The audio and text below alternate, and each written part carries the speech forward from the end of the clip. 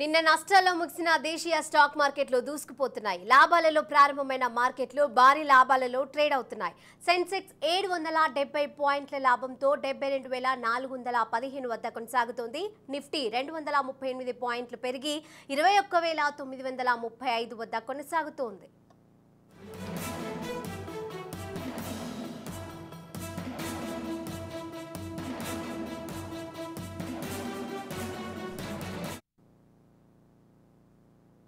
అన్ని సూచీలు లాభాల్లోనే ఉన్నాయి.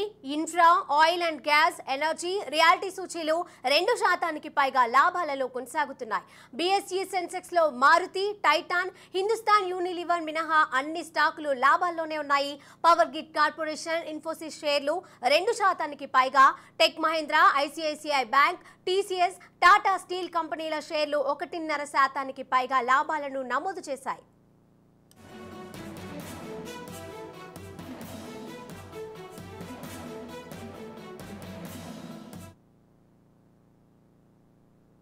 అమెరికా మార్కెట్లు లాభాలతో ముగియడం, ఆసియా పసిఫిక్ ప్రధాన మార్కెట్లు సానుకూలంగా ట్రేడ్ అవుతుండడం మన ఇన్వెస్టర్ల సెంటిమెంట్ను బలపరిచింది. దీంతో మదుపర్లకు కొనుగోళ్లకు మొగ్గు చూపుతున్నారు.